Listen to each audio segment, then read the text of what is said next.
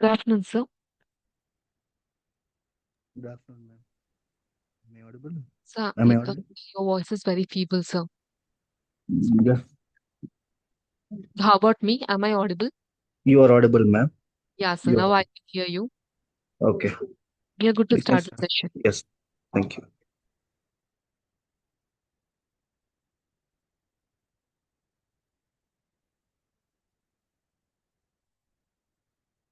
ನಮಸ್ಕಾರ, ಶುಭ ಮಧ್ಯಾಹ್ನ ಪ್ರೀತಿಯ ವಿದ್ಯಾರ್ಥಿಗಳಿಗೆ, ಶಾಲಾ ಶಿಕ್ಷಕರಿಗೆ ಹಾಗೂ ಶಾಲಾ ಸಿಬ್ಬಂದಿ ವರ್ಗದವ್ರಿಗೆ. ನಿಮ್ಮೆಲ್ಲರಿಗೂ ಕೂಡ ವಿದ್ಯಾಶಕ್ತಿಯ ವಿಜ್ಞಾನದ ತರಗತಿಗೆ ಆತ್ಮೀಯವಾದಂತಹ ಸ್ವಾಗತ ಕೋರ್ತಾ ಇರೋದು. ನಾನು ನಿಮ್ಮ ವಿಜ್ಞಾನದ ಶಿಕ್ಷಕಿ ರುಷಿತಾ ಮಲ್ನಾಡ್. ಪ್ರಿಯ ವಿದ್ಯಾರ್ಥಿಗಳೇ, ಇವತ್ತಿನ ತರಗತಿಯಲ್ಲಿ ನಿಮ್ಮೆಲ್ಲರಿಗೂ ಗೊತ್ತಿರೋ ಹಾಗೆ ನಾವು 6ನೇ ಕ್ಲಾಸಿನ ಪೋರ್ಷನ್ಸ್ ಮುಗಿಸ್ಬಿಟ್ವಿ ಅಲ್ವಾ? ಸೊ ಅದರ ಒಂದು ಪುನರ್ವರ್ತನೆ ರಿವಿಷನ್ ಕ್ಲಾಸಸ್ ನಡೀತಾ ಇದೆ. ಸೊ ಇವತ್ತಿನ ಹೋದ್ ಕ್ಲಾಸ್ ನಲ್ಲಿ ನಾವು ಯಾವ ವಿಷಯದ ಬಗ್ಗೆ ಮಾತಾಡಿದ್ವಿ? ಯಾವ ಟಾಪಿಕ್ ಬಗ್ಗೆ ಮಾತಾಡಿದ್ವಿ ನಾವು ಹೋದ್ಸಲ? Very good. ಜೀವಿಗಳು, ಅವುಗಳ ಗುಣಗಳ ಅನ್ವೇಷಣೆ ಅದ್ರ ಬಗ್ಗೆ ಮಾತಾಡಿದ್ವಿ.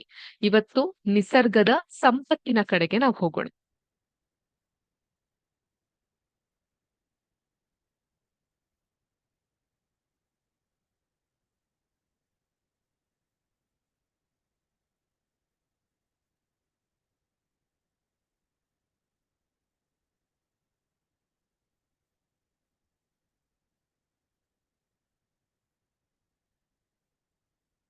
ನಿಸರ್ಗದ ಸಂಪತ್ತು. ಈ ಒಂದು ಪರ್ಟಿಕ್ಯುಲರ್ ಪಾಠವನ್ನ ಶುರು ಮಾಡೋದಕ್ಕಿಂತ ಮುಂಚೆ ನಾನೊಂದು ಸಿಮ್ಯುಲೇಷನ್ ನಿಮ್ಮೊಟ್ಟಿಗೆ ಶೇರ್ ಮಾಡ್ಕೊತೀನಿ. ಬಹಳ ಇಂಟ್ರೆಸ್ಟಿಂಗ್ ಆಗಿರುವಂತಹ ಸಿಮ್ಯುಲೇಷನ್ ಇದು.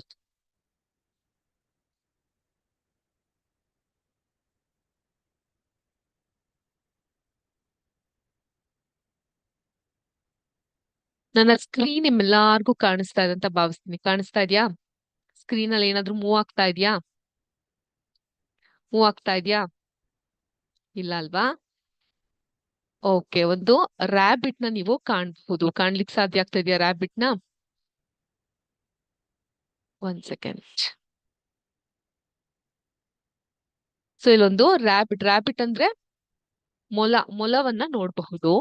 ಈ ತರ ಇದೆ ಸ್ಕ್ರೀನ್. ಇಲ್ಲಿ ಸೂರ್ಯನ ಬೆಳಕಿರುತ್ತೆ. ಇಲ್ಲಿ ತಂಪಾದಂತಹ ಚಳಿಯ ವಾತಾವರಣ ಇರುತ್ತೆ. ಓಕೆ. ಬಿಸಿಲಿರ್ಬೇಕಾದ್ರೆ ಹೇಗಿರುತ್ತೆ, ತಂಪಾದ ವಾತಾವರಣದಲ್ಲಿ ಹೇಗಿರುತ್ತೆ ಅನ್ನೋದಕ್ಕೆ ಈ ರೀತಿಯಾಗಿ ಇರುತ್ತೆ. ಜೊತೆಗೆ ಇಲ್ಲಿ ಒಂದಿಷ್ಟು ಉಲ್ಫ್ಸ್ ಅಂದ್ರೆ ತೋಳ, ನರಿ ಅಲ್ಲ, ತೋಳ.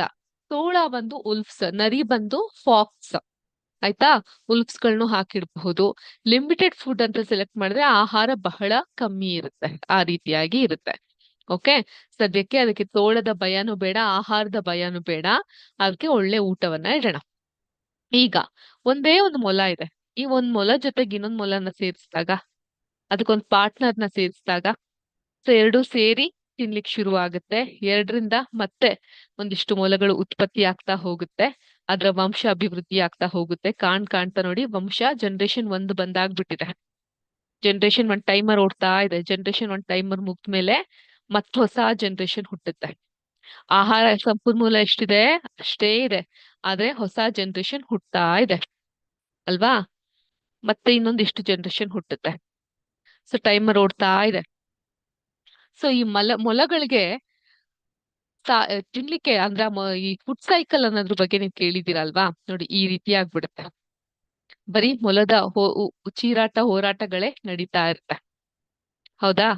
ಈಗ 5ನೇ ಜನರೇಷನ್ ಬಂತು ಅಂದ್ರೆ ಕಾಣಿಸೋದೇ ಇಲ್ಲ ನಮ್ಗೆ ಊಟ. ಬರೀ ಮೊಲಗಳ ಹಿಂಡೆ ಕಾಣಿಸ್ತಾ ಇದೆ ನಮ್ಗೆ. ಹೌದಾ? ಈಗ ನೆಕ್ಸ್ಟ್ 6ನೇ ಜನರೇಷನ್ ಬರುತ್ತೆ ನೋಡಿ. ಇಲ್ಲಿ ಟೈಮರ್ ನೋಡ್ತಾ ಇರ್ಬಹುದು ನೀವು. 6ನೇ ಜನರೇಷನ್ ಬಂದ್ರೆ ಸಂಪೂರ್ಣವಾಗಿ ಬನ್ನಿ have taken over the world. ಇಡೀ ವಿಶ್ವದ ಆದ್ಯಂತ ಈ ರೀತಿಯಾಗಿ ರ್ಯಾಬಿಟ್ಗಳೇ ಹೋಗ್ಬಿಟ್ಟಿರುತ್ತೆ. ಹಾಗಾದ್ರೆ ಈ ಒಂದು ಬನ್ನಿಯನ್ನ ನಾವ್ ಯಾವ ರೀತಿ ತಡೆ ಹಿಡಿಬಹುದು? ಯಾವ ರೀತಿ ನಾವ್ ಅದನ್ನ ಕಂಟ್ರೋಲ್ ಅಲ್ಲಿ ಮಾಡಬಹುದು? ಯೋಚನೆ ಮಾಡಿ ನೋಡೋಣ. ಯಾವ ರೀತಿ ಆ ಬನ್ನಿ ಅಥವಾ ರ್ಯಾಬಿಟ್ ನ ಕಂಟ್ರೋಲ್ ಮಾಡಬಹುದು ಅಂತ, ಅಥವಾ ಮೊಲವನ್ನ ಕಂಟ್ರೋಲ್ ಮಾಡಬಹುದು ಅಂತ. ನಾವೆಲ್ಲ ಚಿಕ್ಕವರಿದ್ದಾಗ ಒಂದು ಆಟ ಆಡ್ತಾ ಇದ್ವಿ ಅಲ್ವಾ? ಒಂದು ಹುಳು ಇರುತ್ತೆ. ಆ ಹುಳುನ ತಿನ್ಲಿಕ್ಕೆ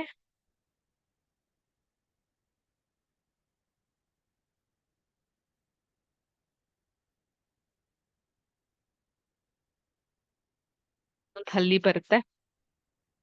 ಹಲ್ಲಿನ ತಿನ್ಲಿಕ್ಕೆ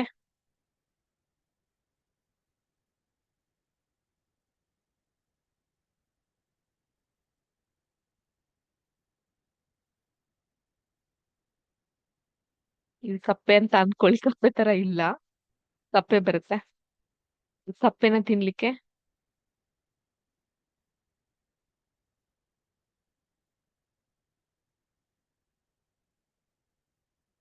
ಹಾವು ಬರುತ್ತೆ.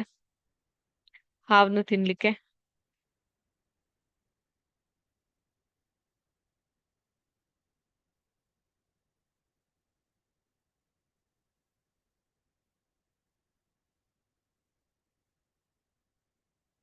ಹದ್ದು ಬರುತ್ತೆ. ಹೌದಾ? ಆ ಹದ್ನ ತಿನ್ಲಿಕ್ಕೆ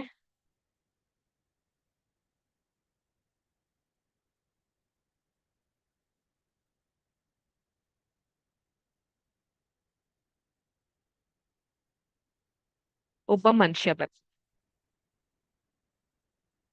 ಅಲ್ವಾ? ಆ ಮನುಷ್ಯನ ಮತ್ತೆ ಈ ಹುಳು ಕಚ್ಚಿ ಸಾಯಿಸ್ಬಿಡುತ್ತೆ ಅಲ್ವಾ? ಇದಕ್ಕೇನಂತ ಕರಿತೀವಿ ನಾವು?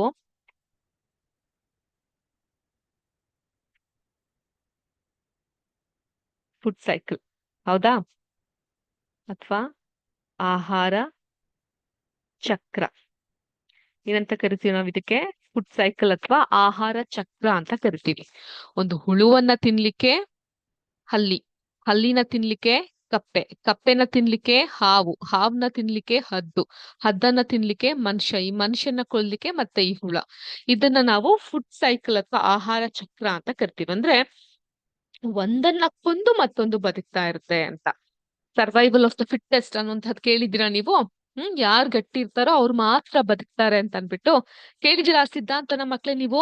ಯಾರ್ ಕೊಟ್ಟಿದ್ದ ಆ ಸಿದ್ಧಾಂತ? Very good, Dalton. Dalton. Anyways, ಈಗ ಈ ಒಂದು ಸಿದ್ಧಾಂತ ಒಂದ್ ಕಡೆ ಇರ್ಲಿ.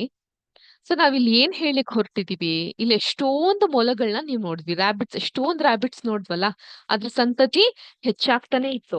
ಆ ರ್ಯಾಬಿಟ್ ಸಂತತಿ ಕಮ್ಮಿ ಆಗ್ಬೇಕಂದ್ರೆ ಏನ್ ಮಾಡ್ಬೇಕು? ಇನ್ನೊಮ್ಮೆ ತೋರಿಸ್ತೀನಿ ನೋಡಿ. ಜನರೇಷನ್ 0. ಇದು ಒಂದೇ ಒಂದ್ ರ್ಯಾಬಿಟ್ ಇದೆ ಇಲ್ಲಿ. ಅದ್ರ ಪಾಡಿಗೆ ಅದಕ್ಕೆ ಇರುವಂತಹ ನಿಸರ್ಗದ ಸಂಪತ್ತನ್ನೆಲ್ಲ ಅದೊಂದೇ ತಿಂದು ತೇಗಿ ಖಾಲಿ ಮಾಡ್ತಾ ಇದೆ, ಒಂದೇ ಇದೆಯಲ್ವಾ? ಹಾಗಾಗಿ ನಿಧಾನಕ್ಕೆ ಅದಕ್ಕೊಂದು ಪಾರ್ಟ್ನರ್ ಜೋಡಿಸಿದಾಗ ಇವೆರಡರಿಂದ ಮತ್ತೊಂದು ಜೀವಿ ಉತ್ಪನ್ನ ಆಗ್ತಾ ಹೋಗುತ್ತೆ. ಸೊನ್ನೆಯಿಂದ ಮೊದಲನೇ ಜನರೇಷನ್ ಹುಟ್ಟುತ್ತೆ. ಗೊತ್ತಾಯ್ತಾ? ಎಷ್ಟು 4 ಮರಿಗಳಾದ್ವು. ಆ 4 ಮರಿಗಳಿಂದ ಮತ್ತೆ ಇನ್ನೊಂದು ಜನರೇಷನ್ ಅಸ್ತಿತ್ವಕ್ಕೆ ಬರುತ್ತೆ. ಹೌದಾ? ಇಷ್ಟು ಜನ ಆದ್ವು. ಮತ್ತೆ ಅಷ್ಟು ಜನ ಸೇರಿ ಅದೇ ಆಹಾರ ಸಂಪನ್ಮೂಲ ಇದ್ದಾಗ ಅವಾಗ ಏನಾಗುತ್ತೆ? 2ನೇ ಜನರೇಷನ್ ಇಂದ 3ನೇ ಜನರೇಷನ್ ಬರುತ್ತೆ. ಯಾಕಂದ್ರೆ ಇದಕ್ ಸಾವಿಲ್ಲ ಅಲ್ವಾ? ಯಾರು ತಿನ್ನೋರಿಲ್ಲ ಈ ರ್ಯಾಬಿಟ್ ನ. 3ನೇ ಜನರೇಷನ್ ಇಂದ ಹಿಂಗ್ ನೋಡ್ತಾ ನೋಡ್ತಾ 4ನೇ ಜನರೇಷನ್ ಬರುತ್ತೆ, ತುಂಬಿಟ್ಟಿದೆ ಹಾಗೆ. 4ನೇ ತಲೆಮಾರು ಬರುತ್ತೆ. 4ನೇ ತಲೆಮಾರು ನೀವು ಇಲ್ಲಿ ನೋಡ್ಬಹುದು ಅದ್ರ ಒಂದು ಪಾಪ್ಯುಲೇಷನ್ ಯಾವ ರೀತಿ ಏರ್ತಾ ಹೋಗ್ತಾ ಇದೆ ಅಂತ. ಪ್ರಪೋರ್ಷನ್ಸ್ ಅಲ್ಲೂ ನೋಡ್ಬಹುದು ನೀವು, 100% ಜನರೇಷನ್ ಇದೆ ಅಂತ. ಪೆಡಿಗ್ರಿ ಒಂದು ಒಂದೇ ಒಂದು ರ್ಯಾಬಿಟ್ ನ ಸೆಲೆಕ್ಟ್ ಮಾಡ್ಕೊಂಡು ನೋಡ್ಬಹುದು. ಈಗ ನೋಡಿ, ವಿಶ್ವದಾದ್ಯಂತ ರ್ಯಾಬಿಟ್ ಗಳ ಆಗ್ಬಿಟ್ಟಿದೆ. ಸೊ ಒಂದ್ ರ್ಯಾಬಿಟ್ ನ ಸೆಲೆಕ್ಟ್ ಮಾಡ್ಕೊಂಡು ನೀವು ನೋಡ್ಬಹುದು ಅದ್ರ ಫರ್ಕ್ ಹೇಗಿದೆ ಅಂತ ಅನ್ಬಿಟ್ಟು. ಓಕೆ, ಈಗ ಸೊ ಮತ್ತೆ ನಾನು ಏನ್ ಮಾಡ್ತೀನಿ? ಒಂದು ಬನ್ನಿನ ಆಡ್ ಮಾಡ್ತೀನಿ, ಜೊತೆಗೆ ಒಂದು ಉಲ್ಫ್ನು ಕೂಡ ಆಡ್ ಮಾಡ್ತೀನಿ. ಉಲ್ಫ್ನ ಆಡ್ ಮಾಡಿದಾಗ, ಉಲ್ಫ್ ಅಂದ್ರೆ ತೋಳನ ಆಡ್ ಮಾಡಿದಾಗ ಸ್ಟಾರ್ಟಿಂಗ್ ಅಲ್ಲೇ ಅದ್ 2 ರ್ಯಾಬಿಟ್ ತಿಂದ್ಬಿಡುತ್ತೆ, 2 ಮೊಲವನ್ನು ತಿಂದ್ಬಿಡುತ್ತೆ ಅಲ್ವಾ? ಸೊ ಆಗ ಏನಾಗುತ್ತೆ? ನಾನು ಏನ್ ಮಾಡ್ಬೇಕು? ಮೊದ್ಲು ಅದ್ರ ಸಂತತಿ ಬೆಳವಣಿಗೆ ಆಗ್ಲಿಕ್ಕೆ ಬಿಡ್ಬೇಕು. ಅದ್ರ ಪಾಪ್ಯುಲೇಷನ್, ಅದ್ರ ಒಂದು ಸಂತತಿ ಅನ್ನೋದು ಬೆಳವಣಿಗೆ ಆಗ್ಬೇಕು. ಈಗ 2ರಿಂದ ಏನಾಗುತ್ತೆ? 6 ಆಗಿ ಹೋಗುತ್ತೆ. ಸೊ ಇನ್ನೊಂದ್ ಸ್ವಲ್ಪ ಹೊತ್ತು ಕಾಯೋಣ, ಇನ್ನೂ ಒಂದ್ ಸ್ವಲ್ಪ ಅದ್ರ ಸಂಖ್ಯೆ ಜಾಸ್ತಿ ಆಗಿ. ನೋಡ್ತಿರ್ಬೋದು ಈ ಗ್ರಾಫ್ ಅಲ್ಲಿ ಏರ್ತಾ ಇದೆ. ಇವಾಗ ನಾನೊಂದಿಷ್ಟು ತೋಳನ ಬಿಡ್ತೀನಿ. ತೋಳ ಬಿಟ್ಟಾಗ ಏನಾಗುತ್ತೆ? ಆ ಒಂದು ಜನರೇಷನ್ ಕಮ್ಮಿ ಆಗ್ತಾ ಬರುತ್ತೆ. ತೋಳಗಳು ಆ ಜನರೇಷನ್ ಅಲ್ಲಿ ತುಂಬ್ಕೊಳುತ್ತೆ, ತಲೆಮಾರಲ್ಲಿ ತೋಳಗಳು ಇರುತ್ತೆ. ಆಗಾಗ ಬಂದು ತೋಳಗಳೆಲ್ಲ ಆ ಮೊಲಗಳನ್ನ ತಿನ್ಬಿಟ್ಟು ಹೋಗುತ್ತೆ. ಸೊ ಏನಾಯ್ತು? ಮೊಲದ ಸಂಖ್ಯೆ ಕಮ್ಮಿ ಆಯ್ತಾ ಬಂತು. ಹೌದಾ? ಈಗ ಮತ್ತೆ ಮೊಲ ಹೆಚ್ಚಾಗುತ್ತೆ, ಮತ್ತೆ ತೋಳಗಳು ಬರುತ್ತೆ, ಮತ್ತೆ ತೋಳಗಳು ತಿಂತಾ ಹೋಗುತ್ತೆ. ಹೌದಾ? ಸೊ ಈ ರೀತಿಯಾಗಿ ಮೊಲದ ಸಂಖ್ಯೆ, ತೋಳದ ಸಂಖ್ಯೆ ಒಂದು ಬ್ಯಾಲೆನ್ಸ್ಡ್ ರೀತಿಯಾಗಿ ಇರ್ಲಿಕ್ಕೆ ಸಾಧ್ಯವಾಗುತ್ತೆ. ಮತ್ತೆ ತೋಳ ಬರುತ್ತೆ, ಒಂದಿಷ್ಟು ಮೊಲಗಳನ್ನ ತಿನ್ಕೊಳುತ್ತೆ, ಹೋಗುತ್ತೆ. ಸೊ ಈಗ ಮತ್ತೆ ಇದು ಒಂದೇ ಒಂದು ಉಳಿತು. ಅದ್ರ ಜೊತೆಗೆ ಬೇರೆ ಯಾರು ಪಾರ್ಟ್ನರೇ ಇಲ್ದಿರಂಗ್ ಆಯ್ತು ಅಲ್ವಾ? ಸೊ ಇದು ಒಂದನ್ನೇ ತಿಂದು ಹಾಕ್ಬಿಟ್ರೆ ಯಾವ್ದೇ ಒಂದು ಮೊಲಗಳು ಇಲ್ದಿರಂಗ್ ಆಗುತ್ತೆ. ಆದ್ರಿಂದ ಈ ಬ್ಯಾಲೆನ್ಸಿಂಗ್ ಇದೆಯಲ್ಲ, ಇತ್ಲ ಕಡೆ ಆ ಒಂದು ಮೊಲದ ಸಂಪೂರ್ಣವಾದಂತಹ ವಂಶನೂ ಹೋಗ್ಬಾರ್ದು, ಅದೇ ತರ ಅದ್ರ ಸಂಖ್ಯೆ ಹೆಚ್ಚು ಆಗ್ಬಾರ್ದು. ಆ ರೀತಿ ಒಂದು ಬ್ಯಾಲೆನ್ಸ್ ಮಾಡೋದಿದೆಯಲ್ಲ, ಅದು ಬಹಳ ಕಠಿಣವಾಗಿರುವಂತಹದ್ದು. ಅರ್ಥ ಆಯ್ತಾ? ಇದರಲ್ಲಿ ಬಿಳಿ ಬಣ್ಣ ಇರುವಂತಹ ಮೊಲಗಳು ಎಷ್ಟು, ಇದು ಕಂದು ಬಣ್ಣ ಇರುವಂತಹ ಮೊಲಗಳು ಎಷ್ಟು ಅನ್ನೋದು ಇದ್ರಲ್ಲಿ ನಮ್ಗೆ ಗೊತ್ತಾಗ್ತಾ ಹೋಗುತ್ತೆ. ಸೊ ಈಗ ಮೊಲ ಏನೋ ಇದೆ, ಆದ್ರೆ ಆಹಾರ ಬಹಳ ಕಮ್ಮಿ ಆದಾಗ ಏನ್ ಮಾಡುತ್ತೆ ನೋಡ್ಬಹುದು ನೀವು. ಆಹಾರ ಬಹಳ ಕಮ್ಮಿ ಇದೆ, ಆದ್ರೆ ಅದ್ರ ಒಂದು ಜನರೇಷನ್, ತಲೆಮಾರು ಅನ್ನೋದು ಮುಂದುವರಿತಾ ಹೋಗ್ತಾ ಇದೆ. ಹೌದಾ? ಬಟ್ ಇವುಗಳಿಗೆ ತಿನ್ಲಿಕ್ಕೆ ಆಹಾರ ಅನ್ನೋದು ಇಲ್ಲ. ಆದ್ರೆ ಅದರ ಒಂದು ಪಾಪ್ಯುಲೇಷನ್, ಅದರ ಒಂದು ಸಂಖ್ಯೆ ಹೆಚ್ಚಾಗ್ತಾ ಹೋಗ್ತಾ ಇದೆ. ಸೊ ಈತನ್ ಮಧ್ಯೆ ನಾನ್ ಇವಾಗ ನದಿಗಳನ್ನ ತಂದಾಗ, ಅಲ್ಲ, ತೋಳಗಳನ್ನ ತಂದಾಗ ಅದ್ರ ಸಂಖ್ಯೆ ಕ್ರಮೇಣವಾಗಿ ಕಮ್ಮಿ ಆಗ್ತಾ ಹೋಗುತ್ತೆ, ತೋಳಗಳೆಲ್ಲ ಇದ್ದಾಗ, ಅಲ್ವಾ? ಸೊ ಆ ರೀತಿ ಕಮ್ಮಿ ಆಗ್ತಾ ಹೋಗುತ್ತೆ. ಇದೊಳ್ಳೆ ಹುಲಿ ಕುರಿ ಆಟ ಆದಂಗ ಆಯ್ತು. ಇವಾಗ ನಾನು ಅದಕ್ಕೆ ಊಟನೂ ಸುಮಾರಷ್ಟು ಕೊಟ್ಟಿರ್ತೀನಿ, ಆಟ ಆಡ್ಲಿಕ್ಕೂ ಸಾಧ್ಯ ಅನ್ನೋ ರೀತಿ ಬಿಟ್ಟಿರ್ತೀನಿ.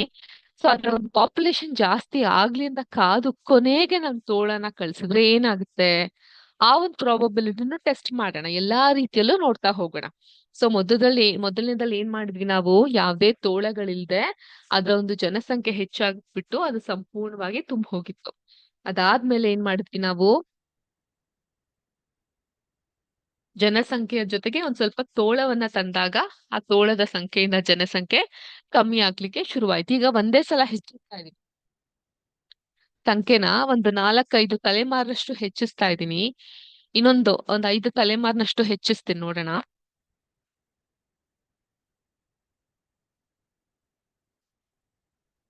ಇವಾಗ ತೋಳವನ್ನ ತಂದಾಗ ಏನಾಗುತ್ತೆ ನೋಡಿ, ಮತ್ತೆ ಕಮ್ಮಿ ಆದ. ಈಗ ನೋಡೋಣ ಹೇಗೆ ಆ ಒಂದು ಬ್ಯಾಲೆನ್ಸ್ ಮೇಂಟೈನ್ ಆಗುತ್ತೆ ಅಂತ. ತೋಳಗಳು ತಿಂದು ತಿಂದು ಈ ಮಟ್ಟಕ್ಕೆ ಬರ್ತವೆ.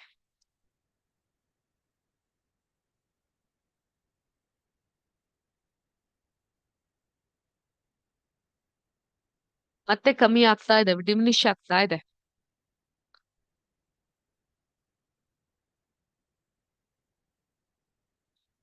ಈಗ ತೋಳಗಳೆಲ್ಲ ತಿಂದು ತಿಂದು ಇವಾಗ ಇದು ಸಹ ಕಮ್ಮಿ ಆಗ್ಲಿಕ್ಕೆ ಹೋಗುತ್ತೆ. ಒಂದ್ ಪಕ್ಷ ಸಂಪೂರ್ಣವಾಗಿ ಈ ಮೊಲಗಳು ಇಲ್ದೇ ಇರಂಗೂ ಆದ್ರೂ ಆಗ್ಬಹುದು. ನೋಡಿ, ಎರಡಿದೆ, 2ರಿಂದ ಮತ್ತೆ ಸಂತಾನೋತ್ಪತ್ತಿ ಆಗುತ್ತೆ. ಆದ್ರೆ ಅವುಗಳನ್ನ ತೋಳಗಳು ಸಂಪೂರ್ಣವಾಗಿ ತಿಂದು ಹಾಕಿದ್ವೆ. ಒಂದೇ ಒಂದಿದೆ. ಸೊ ಒಂದ್ರಿಂದ ಯಾವ ಸಂತತಿ ಉತ್ಪನ್ನ ಆಗೋದಿಲ್ಲ, ಮತ್ತೆ ತೋಳ ಬಂದು ಅದನ್ನ ತಿಂದು ಹೋಗುತ್ತೆ. ಹಾ, ಎಲ್ಲಾ ಮೊಲಗಳನ್ನು ತಿಂದು ಹೋಗುತ್ತೆ. ಸೊ ಈ ರೀತಿಯಾಗಿ ನೀವು ತೋಳಗಳಿಂದ ಮೊಲ ಸಾಯಲ್ಪಡೋದು, ಮತ್ತ್ ತೋಳಗಳಿಲ್ದೆ ಮೊಲಗಳು ಸಾಯಲ್ಪಡೋದು, ಮೊಲಗಳ ಸಂಖ್ಯೆನೇ ಜಾಸ್ತಿ ಆಗೋದು, ಇಂಥದ್ನ ಕೂಡ ಈ ಒಂದು ಸಿಮ್ಯುಲೇಷನ್ ಮೂಲಕ ತಿಳ್ಕೊಬಹುದು ಅಂತ ಹೇಳ್ತಾ, ಇವತ್ತಿನ ಕ್ಲಾಸಿನ ಸಿಮ್ಯುಲೇಷನ್ ನಿಮ್ಮೆಲ್ಲರಿಗೂ ಇಷ್ಟ ಆಯ್ತಾ? ಅರ್ಥ ಆಯ್ತಾ? ಹಾಗಾದ್ರೆ ಕ್ವಿಕ್ ಆಗಿ ನಾವು ಏನ್ ಮಾಡೋಣ, ನಿಸರ್ಗದ ಈ ಒಂದು ಪಾಠಕ್ಕೆ ಸಂಬಂಧಪಟ್ಟಂತಹ ಒಂದಿಷ್ಟು ಮಲ್ಟಿಪಲ್ ಚಾಯ್ಸ್ ಕ್ವಶನ್ ನಾನ್ ಕೇಳ್ತೀನಿ, ಅದಕ್ಕೆ ನಿಮ್ ಉತ್ತರವನ್ನ ನೀಡ್ಬೇಕಾಗತ್ತೆ. ಓಕೆ? 10 ಮಲ್ಟಿಪಲ್ ಚಾಯ್ಸ್ ಕ್ವಶನ್ಸ್ ಗಳನ್ನ ಕೇಳ್ತೀನಿ, ಅದಕ್ಕೆ ಫಾಸ್ಟ್ ಆಗಿ ನೀವು ಉತ್ತರವನ್ನ ನೀಡ್ಬೇಕಾಗತ್ತೆ. ನೀಡ್ತಾ ಹೋಗ್ತೀರಾ? Very good. ಹಂಗಾದ್ರೆ ನಿಮ್ಮ ಮಲ್ಟಿಪಲ್ ಚಾಯ್ಸ್ ಕ್ವಶನ್ ಹೀಗಿದೆ. ಸೊ ಮೊದಲನೇ ಪ್ರಶ್ನೆ ಇದು, ಕೆಳಗಿನವುಗಳಲ್ಲಿ ನವೀಕರಿಸಬಹುದಾದಂತಹ ಸಂಪತ್ತು ಯಾವುದು? Which can be renewed. Option A ಸೂರ್ಯನ ಬೆಳಕು, ಆಪ್ಷನ್ ಬಿ ಕಲ್ಲಿದ್ದಲು, option C petrol, option D ನೈಸರ್ಗಿಕ ಅನಿಲ. ನಿಮ್ಮ ಸಮಯ ಓಡ್ತಾ ಇದೆ.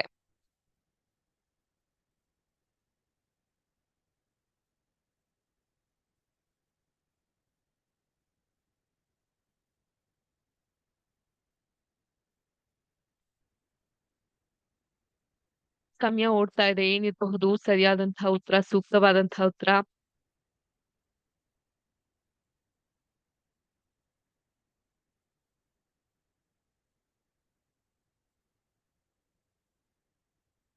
Very good. ಸರಿಯಾದಂತಹ ಉತ್ತರ ಇಂತಿದೆ. ಸೂರ್ಯನ ಬೆಳಕು. Okay, next. ನವೀಕರಿಸಲಾಗದ ಸಂಪತ್ತಿನ ಪ್ರಮುಖ ಲಕ್ಷಣ ಯಾವುದು? ಯಾವ್ದನ್ನ ರಿನ್ಯೂ ಮಾಡ್ಲಿಕ್ಕೆ ಸಾಧ್ಯ ಇಲ್ಲ? ಆಪ್ಷನ್ ಎ ನಿರಂತರವಾಗಿ ಉತ್ಪತ್ತಿಯಾಗುವುದು. ಆಪ್ಷನ್ ಬಿ ತಕ್ಷಣ ಮರು ಪೂರೈಕೆ ಆಗೋದು, ಖಾಲಿ ಆಗ್ತಿದ್ದಂಗೆ ಮತ್ತೆ ರೀಫಿಲ್ ಆಗುತ್ತೆ. ಆಪ್ಷನ್ ಸಿ ಲಕ್ಷಾಂತರ ವರ್ಷಗಳಲ್ಲಿ ರೂಪುಗೊಳ್ಳುವುದು. ಆಪ್ಷನ್ ಡಿ ಅನಿಯಮಿತ ಪ್ರಮಾಣದಲ್ಲಿ ದೊರೆಯುವುದು. ಅಂದ್ರೆ ನಿಮ್ಗೆ ಇಮ್ಯಾಜಿನ್ ಮಾಡ್ಕೊಳಕ್ಕಾಗಲ್ಲ, ಆ ಮಟ್ಟಕ್ಕೆ ಅದು ನಿಮ್ಗೆ ದೊರೀತಾ ಹೋಗುತ್ತೆ. ಸೊ ಏನಿರಬಹುದು ಸರಿಯಾದಂತಹ ಉತ್ತರ? Very good. ಆಪ್ಷನ್ ಸಿ ಲಕ್ಷಾಂತರ ವರ್ಷಗಳಲ್ಲಿ ಅದು ನಿಮ್ಗೆ ರೂಪುಗೊಳ್ತಾ ಹೋಗುತ್ತೆ. ನೆಕ್ಸ್ಟ್, ಮೂರನೇ ಪ್ರಶ್ನೆ. ಮಳೆ ನೀರು ಸಂಗ್ರಹಣೆ ಯಾಕೆ ಅಗತ್ಯ? Why do we require rain water harvesting? ನಾನು ಲಾಸ್ಟ್ ಕ್ಲಾಸ್ ನಲ್ಲೂ ಹೇಳಿದ್ದೆ, ಸೊ ಪುನರ್ವರ್ತನೆ ಮಾಡ್ತಾ ಇದ್ದೀನಿ. ಆಪ್ಷನ್ ಎ ನೀರಿನ ಕೊರತೆಯನ್ನ ತಡೆಗಟ್ಟಲು. ಆಪ್ಷನ್ ಬಿ ಮಣ್ಣಿನ ಸವೆತ ಹೆಚ್ಚಿಸಲು. ಆಪ್ಷನ್ ಸಿ ಗಾಳಿಯ ಗುಣಮಟ್ಟ ಹೆಚ್ಚಿಸಲು. ಆಪ್ಷನ್ ಡಿ ಗಣಿಗಾರಿಕೆ ಅಭಿವೃದ್ಧಿ ಪಡಿಸಲು. ತುಂಬಾ ಸುಲಭವಾಗಿದೆ ಉತ್ತರ.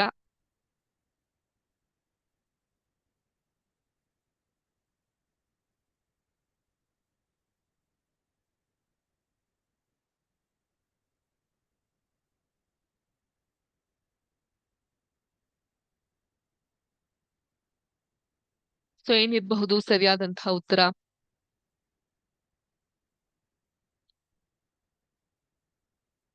Very good. ನೀರಿನ ಕೊರತೆಯನ್ನ ತಡೆಗಟ್ಟಲು. ಹೌದಾ? ಮೂರನೇ ಪ್ರಶ್ನೆಗೆ ಉತ್ತರ ನೀರಿನ ಕೊರತೆಯನ್ನ ತಡೆಗಟ್ಟಲು. In order to avoid the water scarcity. Tick ಮಾಡ್ಕೊಂಡ್ರಾ? ನೆಕ್ಸ್ಟ್, ನಾಲ್ಕನೇ ಪ್ರಶ್ನೆ. ಕೆಳಗಿನವುಗಳಲ್ಲಿ ಖನಿಜ ಸಂಪತ್ತು ಯಾವುದು? ಆಪ್ಷನ್ ಎ ಅರಣ್ಯ. ಆಪ್ಷನ್ ಬಿ ಕಬ್ಬಿಣ. ಆಪ್ಷನ್ ಸಿ ಗಾಳಿ. ಆಪ್ಷನ್ ಡಿ ಸೂರ್ಯನ ಬೆಳಕು. ಕೆಳಗಿನವುಗಳಲ್ಲಿ ಖನಿಜ ಸಂಪತ್ತು ಯಾವುದು? ಖನಿಜ, minerals. Very good. Option B ಕಬ್ಬಿಣ. Next, fifth question. ಅರಣ್ಯ ನಾಶದಿಂದ ಸಂಭವಿಸುವ ಪ್ರಮುಖ ಪರಿಣಾಮ ಯಾವುದು?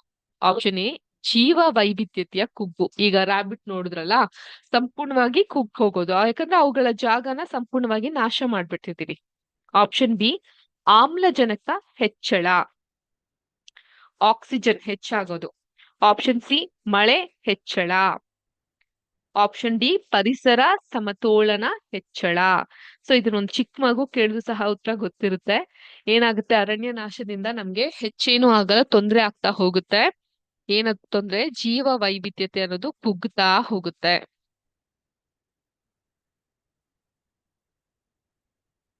ನೆಕ್ಸ್ಟ್, ಆರನೇ ಪ್ರಶ್ನೆ. ಪರ್ಯಾಯ ಇಂಧನದ ಉದಾಹರಣೆ ಯಾವುದು? ಆಲ್ಟರ್ನೇಟಿವ್ ಲ್ಯೂಬ್ರಿಕೆಂಟ್ಸ್ ಅಥವಾ ಆಲ್ಟರ್ನೇಟಿವ್ ಫ್ಯೂಯಲ್, ಅದರ ಒಂದು ಪರ್ಯಾಯ ಯಾವುದು? Option A diesel. Option B petrol. Option C ಕಲ್ಲಿದ್ದಲು. ಆಪ್ಷನ್ ಡಿ ಸೌರ ಶಕ್ತಿ. ಸೊ ಯಾವುದು ಪರ್ಯಾಯ ಇಂಧನದ? ವೆರಿ ಗುಡ್, ಸೌರ ಶಕ್ತಿ. ನೆಕ್ಸ್ಟ್, ಏಳನೇ ಪ್ರಶ್ನೆ. ಭೂಗರ್ಭ ಜಲದ ಅತಿಯಾದ ಬಳಕೆಯಿಂದ ಏನು ಸಂಭವಿಸುತ್ತದೆ? ಸೊ ಏನಾಗುತ್ತೆ ಭೂಗರ್ಭ ಜಲದ ಅಂದ್ರೆ ಭೂಮಿ ಒಳಗಡೆ ಇರುವಂತಹ ಜಲದ ಅತಿಯಾದ ಬಳಕೆಯಿಂದ? ಆಪ್ಷನ್ ಎ ನೀರಿನ ಮಟ್ಟ ಏರಿಕೆ. ಆಪ್ಷನ್ ಬಿ ನೀರಿನ ಮಟ್ಟ ಕುಸಿತ. ಆಪ್ಷನ್ ಸಿ ಖನಿಜಗಳ ಹೆಚ್ಚಳ. ಆಪ್ಷನ್ ಡಿ ಮಳೆ ಹೆಚ್ಚಳ. ಮೇಡಮ್ ಈ ಆನ್ಸರ್ಗೆ ನಮ್ಗೊಂದು ಸ್ವಲ್ಪ ಟೈಮ್ ಕೊಡಿ ಅಂತ ನೀವು ಕೇಳ್ತಿರ್ಬಹುದು. Okay, sanctioned. Let us take 1 minute. ಆಯ್ತಾ? 1 ನಿಮಿಷದಲ್ಲಿ ಆನ್ಸರ್ ಬಂದ್ಬಿಡ್ಬೇಕು ಈ ಕ್ವಶನ್ಗೆ. ನಿಧಾನವಾಗಿ ಕುತ್ಕೊಂಡು ಯೋಚನೆ ಮಾಡಿ ಏನಿರಬಹುದು ಅಂತ.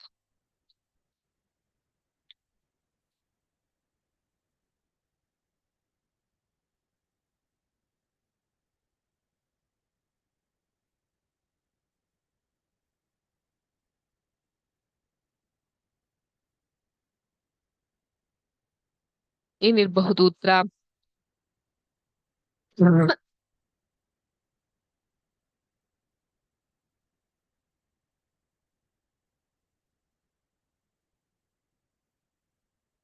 ಗೆಸ್ ಮಾಡಿದ್ರಾ? ಗೊತ್ತಾಯ್ತಾ? Very good. ನೀರಿನ ಮಟ್ಟ ಕುಸಿತಾ ಹೋಗುತ್ತೆ. ಭೂಗರ್ಭ ಜಲದ ಅತಿಯಾದ ಬಳಕೆಯಿಂದ ನೀರಿನ ಮಟ್ಟ ಕುಸಿತಾ ಹೋಗುತ್ತೆ. ಸೊ ಇದೆಲ್ಲ ನಿಮ್ಗೆ ತಿಳಿದಿರ್ಬೇಕು, ತಿಳುವಳಿಕೆ ಬರ್ಲಿ ಅನ್ನೋ ಕಾರಣಕ್ಕೆನೆ ಇಟ್ಟಿರ್ತಾರೆ ಈ ತರ ಪ್ರಶ್ನೆಗಳನ್ನ ಅಥವಾ ಇಂಥ ಪಾಠಗಳನ್ನ ಟೆಕ್ಸ್ಟ್ ಬುಕ್ ಅಲ್ಲಿ ಇಟ್ಟಿರುವಂತಹ ಮುಖ್ಯ ಕಾರಣನೇ ಅಷ್ಟು. ಸೊ ಈ ಚಿಕ್ಕ ವಯಸ್ಸಿಗೆ ನಿಮ್ಗೆ ಗೊತ್ತಿರ್ಬೇಕು ಈ ಒಂದು ಈ ತರ ಭೂಗರ್ಭ ಜಲದ ಅತಿಯಾದ ಬಳಕೆಯಿಂದ ನೀರಿನ ಮಟ್ಟ ಕುಸಿತಾ ಹೋಗುತ್ತೆ ಅನ್ನೋದನ್ನ ನೀವು ತಿಳ್ಕೊಬೇಕಾಗತ್ತೆ. ನೆಕ್ಸ್ಟ್ 8ನೇ ಪ್ರಶ್ನೆ, 8th ಕ್ವೆಶ್ಚನ್. ಕೆಳಗಿನವುಗಳಲ್ಲಿ ಸಂರಕ್ಷಣಾ ಕ್ರಮ ಯಾವುದು? ಕೆಳಗಿನವುಗಳಲ್ಲಿ ಸಂರಕ್ಷಣಾ ಕ್ರಮ ಯಾವುದು? ಆಪ್ಷನ್ ಎ ಸಂಪತ್ತಿನ ವ್ಯರ್ಥ ಬಳಕೆ, ಆಪ್ಷನ್ ಬಿ ಮರಗಳ ಕಡಿತ, ಆಪ್ಷನ್ ಸಿ ಮರು ಸಂಸ್ಕರಣೆ, ಆಪ್ಷನ್ ಡಿ ಗಣಿಗಾರಿಕೆ ಹೆಚ್ಚಿಸುವುದು. ಸೊ ಯಾವುದು? ಆಪ್ಷನ್ಸ್ ಗಳೆಲ್ಲ ನೋಡಿ ಎಲ್ಲ ಒಂದೇ ತರ ಇದೆ, ಒಂದೇ ಒಂದ್ ಮಾತ್ರ ಆಡ್ ಒನ್ ಔಟ್ ಅನ್ನೋ ರೀತಿ ಇದೆ. ಕ್ಲೀನ್ ಆಗಿ ನೋಡಿ ಏನಿರಬಹುದು ಅಂತ.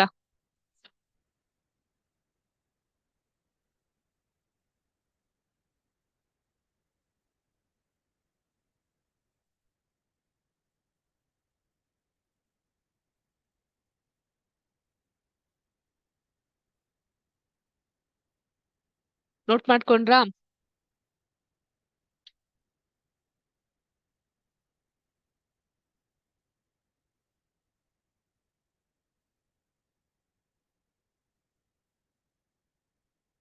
ಸೊ ಏನಿರಬಹುದು ಆನ್ಸರು? ಎಲ್ಲಾ ಒಂದ್ ರೀತಿ ಇದ್ ಮಾತ್ರ ಕರೆಕ್ಟ್ ಆಗಿದೆ. ಮರ ಸಂಸ್ಕರಣೆ ಮಾಡುವುದು. ನೆಕ್ಸ್ಟ್ 9ನೇ ಪ್ರಶ್ನೆ. ಜಾಗತಿಕ ತಾಪಮಾನ ಏರಿಕೆಗೆ ಪ್ರಮುಖ ಕಾರಣ ಯಾವುದು? ಜಾಗತಿಕ ತಾಪಮಾನ ಏರಿಕೆಗೆ ಪ್ರಮುಖ ಕಾರಣ ಯಾವುದು? ಆಪ್ಷನ್ ಎ ಅರಣ್ಯ ವೃದ್ಧಿ ಆಗೋದು, ಆಪ್ಷನ್ ಬಿ ಮಳೆ ನೀರು ಸಂಗ್ರಹಣೆ ಆಗೋದು, ಆಪ್ಷನ್ ಸಿ ಅರಣ್ಯ ನಾಶವಾಗೋದು, ಆಪ್ಷನ್ ಡಿ ನೀರಿನ ಸಂರಕ್ಷಣೆ. ಸೊ ಯೋಚನೆ ಮಾಡಿ ಉತ್ತರ ಕೊಡಿ. ಜಾಗತಿಕ ತಾಪಮಾನ, ಗ್ಲೋಬಲ್ ವಾರ್ಮಿಂಗ್, ಅದ್ರ ಬಗ್ಗೆನೂ ಸಹ ಒಂದಿನ ನಿಮ್ಗೆ ಎಕ್ಸ್ಪ್ಲೇನ್ ಮಾಡ್ತೀನಿ.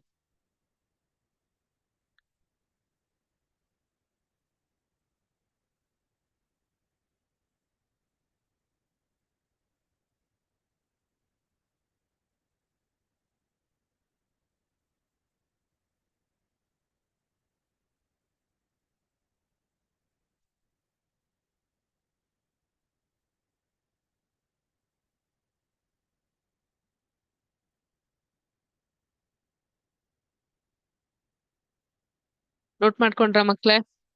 ಸೊ ಏನಿರಬಹುದು ಉತ್ತರ? ಟೈಮ್ ಓಡ್ತಾ ಇದೆ. ಅರಣ್ಯ ವೃದ್ಧಿ ಆಗೋದಾ? ಇಲ್ಲ. ಅರಣ್ಯ ವೃದ್ಧಿ ಆದ್ರೆ ಜಾಗತಿಕ ತಾಪಮಾನ ಕಮ್ಮಿ ಆಗ್ಬೇಕು, ಮಳೆ ನೀರು ಸಂಗ್ರಹಣೆ ಆದ್ರೂ ಕಮ್ಮಿ ಆಗ್ಬೇಕು, ನೀರಿನ ಸಂರಕ್ಷಣೆ ಮಾಡಿದ್ರೂ ಕಮ್ಮಿ ಆಗ್ಬೇಕು. ಅರಣ್ಯ ನಾಶ ಮಾಡಿದಾಗ ಈ ಜಾಗತಿಕ ತಾಪಮಾನ ಅಥವಾ ಗ್ಲೋಬಲ್ ವಾರ್ಮಿಂಗ್ ಅನ್ನೋದು ಅಂಟಾಗುತ್ತೆ.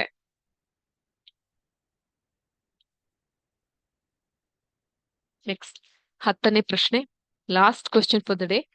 ಸತತ ಅಭಿವೃದ್ಧಿ ಎಂದರೆ ಏನು? ಸತತ ಅಭಿವೃದ್ಧಿ ಎಂದರೆ ಏನು?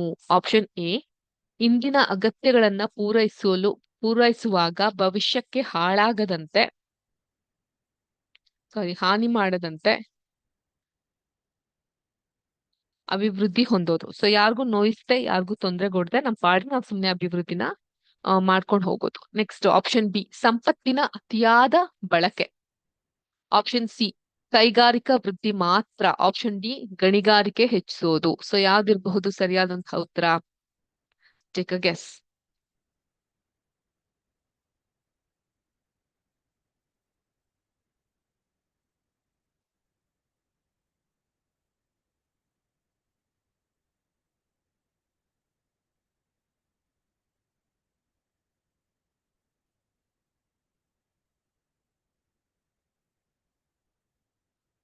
ಆಯ್ತಾ? ಗೆಸ್ ಮಾಡಿದ್ರಾ?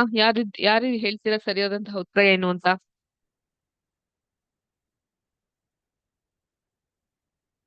ಸತತ ಅಭಿವೃದ್ಧಿ ಅಂದ್ರೆ ಇಂದಿನ ಅಗತ್ಯಗಳನ್ನ ಪೂರೈಸೋಕೆ ಭವಿಷ್ಯಕ್ಕೆ ಹಾನಿ ಮಾಡದೇ ಇರೋ ಹಾಗೆ ಅಭಿವೃದ್ಧಿ ಪಡೋದು, ಸಂಪತ್ತನ್ನ ಅತಿಯಾಗಿ ಬಳಕೆ ಮಾಡುವಂಥದ್ದು, ಕೈಗಾರಿಕಾ ವೃದ್ಧಿ ಮಾತ್ರ, ಗಣಿಗಾರಿಕೆ ಹೆಚ್ಚಿಸೋದು.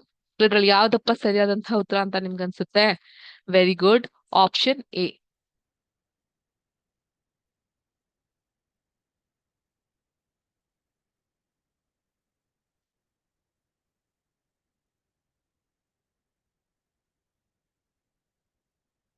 ಉತ್ತರ ಇದೆಯಲ್ಲ, ಸೊ ಇದು ಬಂದು ಸರಿಯಾದಂತಹ ಉತ್ತರ ಆಗಿರುತ್ತೆ. ಸೊ ಈ ಮಲ್ಟಿಪಲ್ ಚಾಯ್ಸ್ ಕ್ವಶನ್ಸ್ ಎಲ್ಲ ನಿಮ್ಗೆ ಅರ್ಥ ಆಗಿದೆ, ಈಸಿ ಆಗಿದೆ ಅಂತ ನಾನು ಭಾವಿಸ್ತೀನಿ.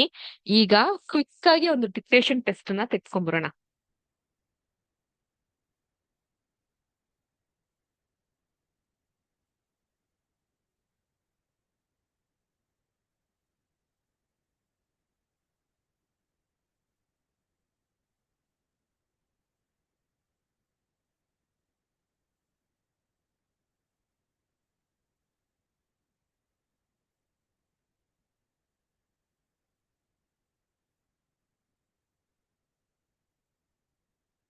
ಲೇಖನ ಅಥವಾ ಡಿಕ್ಟೇಷನ್.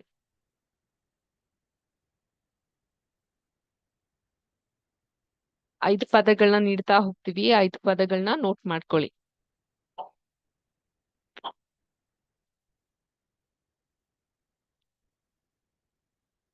ರೆಡಿನಾ ಎಲ್ಲರೂ ಡಿಕ್ಟೇಷನ್ಗೆ? ಓಕೆ. ಸೊ ಮೊದಲನೇ ಪದ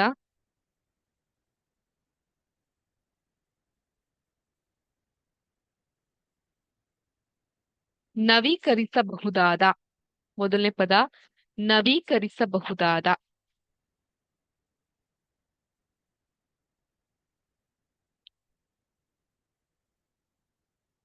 ನವೀಕರಿಸಬಹುದಾದ.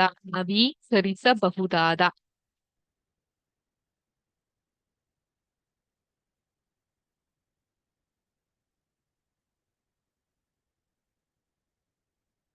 ನವೀಕರಿಸಬಹುದಾದ.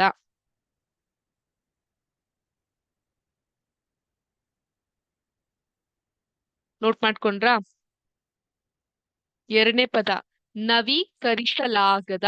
ಕನ್ಫ್ಯೂಸ್ ಮಾಡ್ಕೊಂಬೇಡಿ. ಮೊದಲನೇ ಪದ ನವೀಕರಿಸಬಹುದಾದ, ಎರಡನೇ ಪದ ನವೀಕರಿಸಲಾಗದ. ನೆಕ್ಸ್ಟ್ ನವೀಕರಿಸಲಾಗದ. ಮೂರನೇ ಆಪ್ಷನ್ ಸಂರಕ್ಷಣೆ. ಮೂರನೇ ಆಪ್ಷನ್ ಸಂರಕ್ಷಣೆ.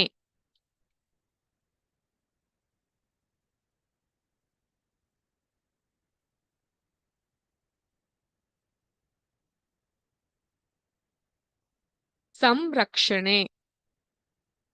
ಸಂರಕ್ಷಣೆ.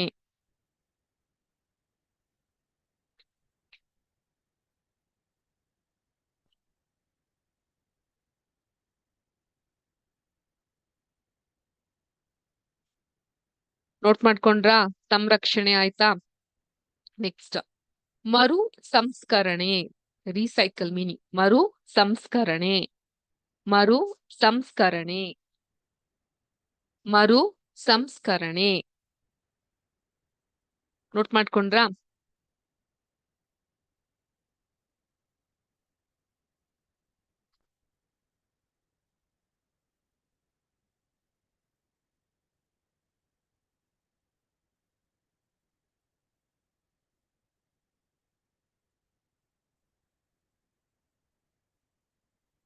ನನ್ ಮಕ್ಳೇ ಲಾಸ್ಟ್ ಪರಿಸರ ಸಮತೋಲನ. ಪರಿಸರ ಸಮತೋಲನ. ಪರಿಸರ ಸಮತೋಲನ. ನೋಟ್ ಮಾಡ್ಕೊಳ್ಳಿ.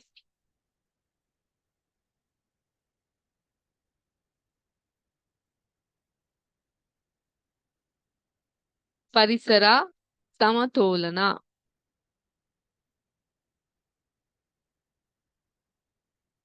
ನೋಟ್ ಮಾಡ್ಕೊಂಡ್ರ ಮಕ್ಳೇ? ಎಸ್, ಇದಾಗಿತ್ತು ಇವತ್ತಿನ ವಿಜ್ಞಾನದ ತರಗತಿ. ಇವತ್ತಿನ ತರಗತಿಯಲ್ಲಿ ನಾವು ನಿಸರ್ಗದ ಸಂಪತ್ತು ಹಾಗೂ ಹಿಂದಿನ ಚಾಪ್ಟರ್ ನಾವೇನ್ ಕಲ್ತಿದ್ವಿ ಅಲ್ವಾ, ಜೀವಿಗಳಲ್ಲಿ ಇರುವಂತಹ ಕ್ರಿಯೆ ಪ್ರತಿಕ್ರಿಯೆ ಅದ್ರ ಕುರಿತು ಒಂದು ಸಿಮ್ಯುಲೇಷನ್, ಬ್ಯೂಟಿಫುಲ್ ಆಗಿರೋ ಸಿಮ್ಯುಲೇಷನ್ ನೋಡಿದ್ವಿ. ಮಲ್ಟಿಪಲ್ ಚಾಯ್ಸ್ ಕ್ವೆಶ್ಚನ್ ಟೆಸ್ಟ್ ನ ಅಟೆಂಡ್ ಮಾಡಿದ್ವಿ. ಉಕ್ತ ಲೇಖನನ ಸಹ ಕಂಪ್ಲೀಟ್ ಮಾಡಿದ್ವಿ. ಈಗ ನೆಕ್ಸ್ಟ್ ಸಮರಿ ನೋಟ್ ನಿಸರ್ಗದ ಸಂಪತ್ತು ಪಾಠಕ್ಕೆ ನಾನು ಮುಂದಿನ ಕ್ಲಾಸ್ ನಲ್ಲಿ ಕೊಡ್ತೀನಿ ಅಂತ ಹೇಳ್ತಾ ಸದ್ಯಕ್ಕೆ ಎಲ್ಲರಿಗೂ ಶುಭ ದಿನ. ಜೈ ಹಿಂದ್, ಜೈ ಕರ್ನಾಟಕ ಮಾತೆ, ಜೈ ವಿದ್ಯಾಶಕ್ತಿ. ನಮಸ್ಕಾರ. Thank you. Thank you sir. Manasa ma'am, you can start. Yeah.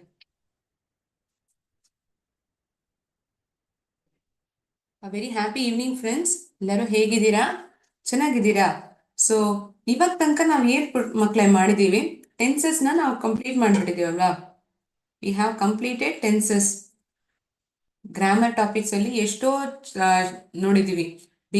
Starting from phonics, prefixes, suffixes, homophones, homonyms, ಮತ್ತೆ nouns, pronouns, adjectives, adverbs, verbs, conjunctions, articles, ಎಷ್ಟೋ ಗ್ರಾಮರ್ ಟಾಪಿಕ್ಸ್ನ ಕವರ್ ಮಾಡಿಬಿಟ್ಟಿದ್ದೀವಲ್ವಾ. ಸೊ ಇದಾದ್ಮೇಲೆ ನಮಗೆ ಬರೋ ಟಾಪಿಕ್ಗಳು ಹೇಗಿರತ್ತೆ ಅಂದರೆ ಕಾನ್ವರ್ಸೇಷನ್. ಅಂದರೆ ನಾವು ಮಾತಾಡುವಾಗ ಒಂದು ಸಣ್ಣ ಪುಟ್ಟ ವಿಷಯನ ನಾವು